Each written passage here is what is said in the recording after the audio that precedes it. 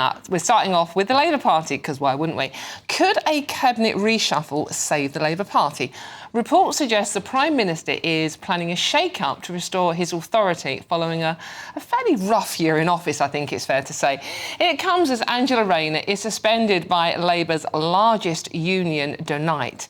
Over the recent Birmingham bin strike, the union has also announced it will renew its relationship with the Labour Party overall. OK, let's discuss this now with political commentator and migration expert Mike Jones. Mike, good to see you this morning. Thank you for joining me on a glorious day. Mike, lots to talk about. So let's start, first of all, with this supposed cabinet reshuffle. Now, when I read this morning, I instantly thought of a certain boat called the Titanic and deck chairs. What's your response to this one? Oh, you stole my line. Sorry. By the way. But yeah, you're absolutely spot on. Reshuffling the cabinet is completely pointless unless there's a fundamental change in political and ideological direction. Sir Keir Starmer does have a problem in terms of the quality of personnel in his cabinet, but his fundamental weakness is his ideology, whether it's on energy policy, net zero, immigration, public spending or taxation. Any reshuffle has to accompany a fundamental change in direction. Now, I mean, you say, he has got a fairly weak cabinet, Mike, but there's one person responsible for that, and that's him. He chose them. Well, precisely. I mean, he could clean the Augean stables, freshen things up, sort of give a few stories to the sort of media and so on and so forth. But yeah, Keir Starmer has to completely rethink his position. There's no point replacing Ed Miliband if you're still going to adopt a net zero approach. Solar, wind power, they're intermittent, they're unreliable, they're sporadic. You need to burn fossil fuels, you need oil, you need gas, you need a long-term nuclear program. Unless you have that fundamental shift in direction, then getting rid of Ed Miliband is rather pointless. It's just about optics. That's all it is. One of the main suggestions, and we saw her looking very distraught, obviously, and your heart actually went out to her, no matter what your politics are. One of the suggestions is that Rachel Reeves might be part of this reshuffle. Now, you know more than me, Mike, but I mean, a Prime Minister getting rid of their Chancellor is never a good thing. I can't remember the last time it actually happened. Yeah, it's a bad omen, for sure. But I think Rachel Reeves will be, sacrificed at some point.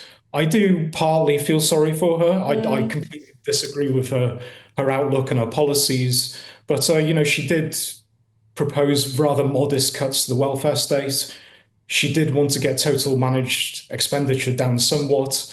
But, the Prime Minister wasn't prepared to stand up to backbenchers who don't have a clue about the economic situation that the government is currently in. They don't have a clue about how bond markets function.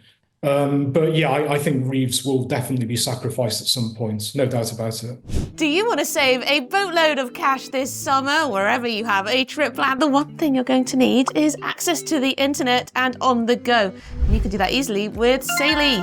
Hit the link in the description to get 15% off your first eSIM plan ready for your trip so you can browse to your heart's content.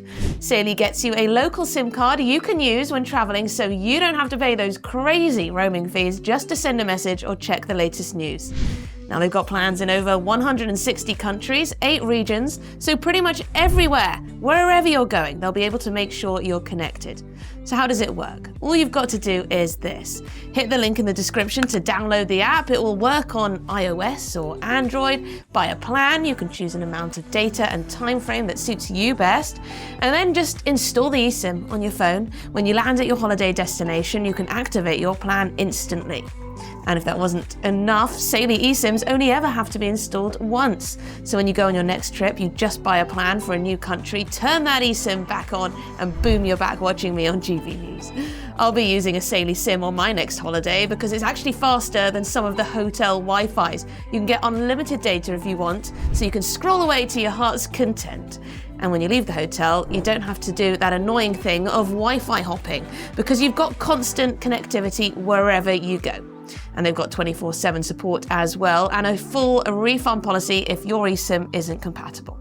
So get sorted for your next trip. Download Saily using the link in the description below.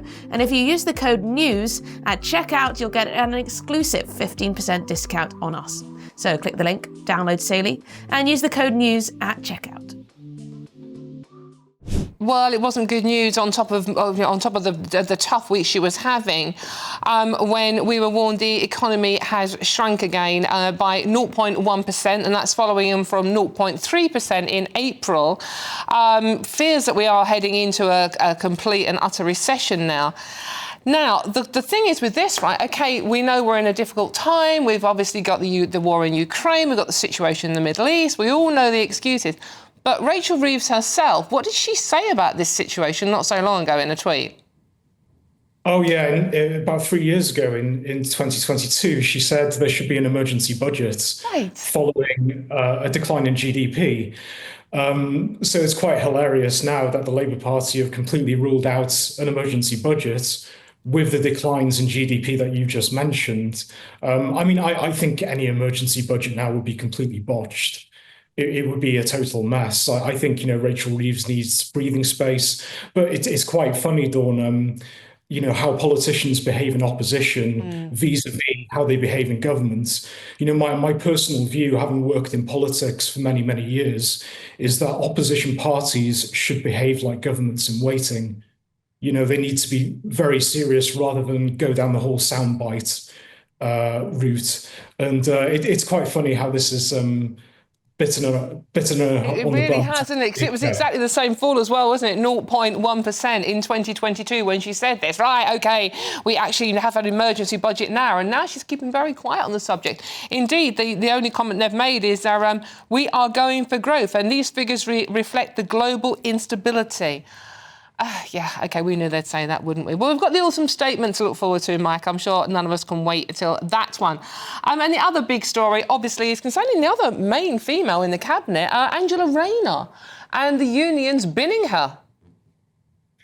Yeah, that's really fascinating story. I mean, obviously, Rayner claims that her membership of Unite, the big Labour union, actually expired, but Unite have sort of publicly suspended her, so that's symbolically very important. I mean, trade unions in the in the United Kingdom are a lot more adversarial than they are in continental Europe, and Unite obviously smell blood.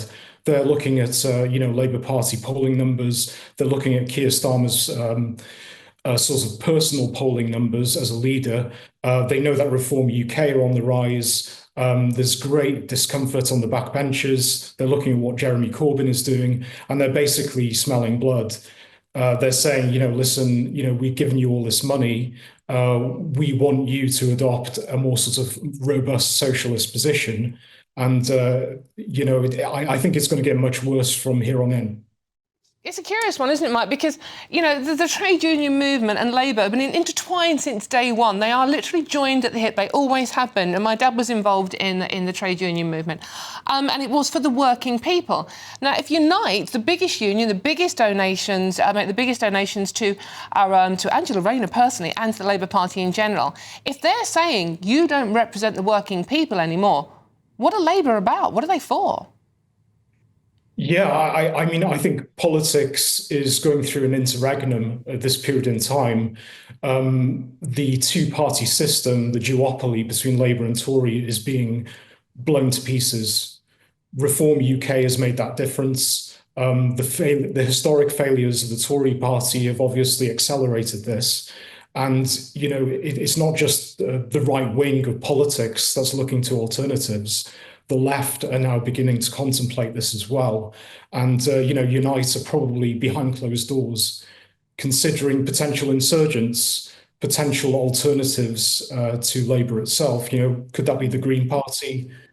Could it be, Jeremy Corbyn's organisation? So it's all change. It's going to be fascinating, isn't it? So it's going to be comfortable, but it's certainly going to be fascinating. And Mike, thank you so much. That's a political commentator and migration expert, Mike Jones. Thank you very much for joining us this afternoon. Well, as always, let me know what you think about this one at gbnews.com/your say.